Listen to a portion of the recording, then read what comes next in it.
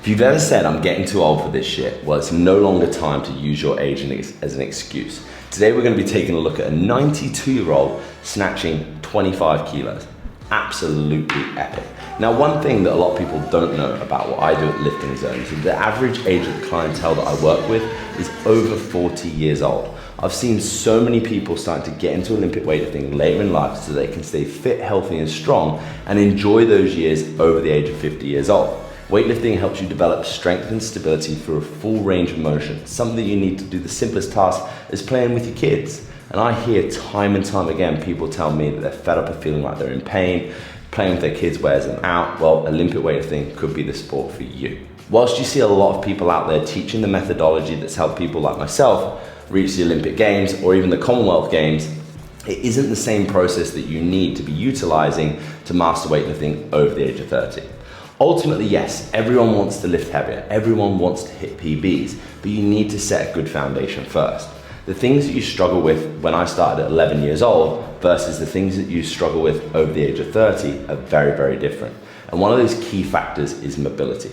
This is the first step in the process that I always go through with my clients when I'm beginning their journey in Olympic weightlifting. I need to help them achieve a full range of motion and build stability and strengthen the tricky positions of Olympic weightlifting first.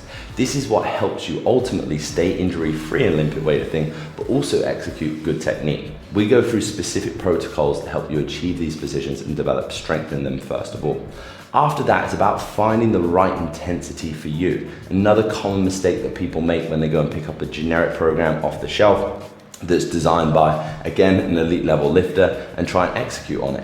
One, the intensity might not be correct for what you need so that you're recovering appropriately and getting the most out of the sessions that you're doing. But two, using the right exercises to improve the technical areas that you hold, which again, differs so massively person to person, which is why custom approach is always better if you're getting into weightlifting later in life. Things that are super important when it comes to achieving a good setup position is obviously thoracic extension. Now, naturally, if you spend a lot of time sitting down as your desk job, you don't work on your posture, or you're doing thoracic mobility drills and exercises, it can become quite common that it'll be a struggle to actually be able to set the back tight and in a neutral position and set position. Something that's crucial in Olympic weightlifting. Now, one of the things, first of all, from a technical standpoint, I find super helpful to help people achieve a better thoracic position, just purely on the basis that it's so much easier, right, to actually stand neutral in a tall position from a standing point and actually set your shoulders back and down. Working from the top down into the set position can make it much easier for people to actually set their back in the correct position versus when you're trying to get a set up position from the bottom up, like so. So again, working drills from the top down can be super helpful for this. And then in addition to this, loaded thoracic mobility drills, like some of the ones that I love is things like right backs, which Crispy, pop a video in here for that one. Or even things like close grip overhead squats, which again is another sport specific exercise for thoracic extension for Olympic weightlifting, or SOX press, brilliant drills. But that's the first thing that you'll notice specifically for people when they're working off the floor. This lift in general is actually really good. Like, one of the things that he does so well is, regardless of the back position, at 92, mind, if I'm lifting at 92 or alive at 92, I'll be buzzing. It stays consistent all the way until the bar gets to the knee, which is great. And this is always a great indication that the legs have done the work really well in the first phase from the floor.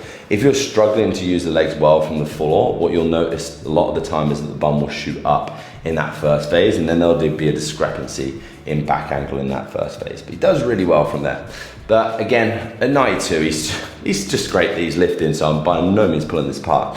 You'll see the legs get quite straight at this point. And again, lifters of all ages get this wrong. Now, if the legs get too straight at this point of lift when the bar is reaching knee height, it makes it very hard for us to use the legs through the middle phase of the lift, which is ultimately why you'll tend to see arm bend happening through the middle to bring the bar in close, to do our best to try and use legs during the extension. Now, if we can use our legs as best as possible through the middle phase of the lift, it'll help us achieve much closer to what we're actually capable of when it comes to maximal lifts. As we go into a turnover, other things that you'll see a lot of people struggle with from a mobility aspect is internal rotation at the shoulder. If you struggle with internal rotation or external rotation, it can actually become really difficult for you to achieve a good turnover into the overhead position. Something like bar W's can be an amazing exercise to get people used to having good external rotation at the shoulder, which is amazing for overhead stability and lockout, but also internal rotation. Another simple exercise that people can be doing as well to help with internal rotation is just lying on the side and applying pressure on the top of the hand, working on the internal rotation. That's why sometimes through turnover, you're gonna see some distance between him and the bar, but ultimately, like I said, he's going for a power snatch. He's been 92 years old. I'm sure he had an amazing snatch back in the day, hitting the bottom position. But again, another thing that we'll see that a lot of people struggle with later in life when it comes to Olympic weightlifting is achieving a good lockout position.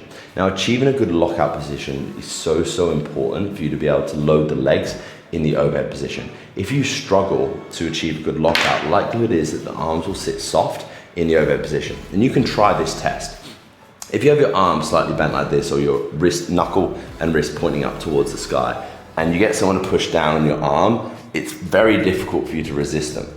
If we stay externally rotated and turn the hand back, and you get someone to pull down your hand, it's very difficult for them to break the lockout. So again, working on that external rotation and wrist flexibility as well is super beneficial to achieving a much better lockout position.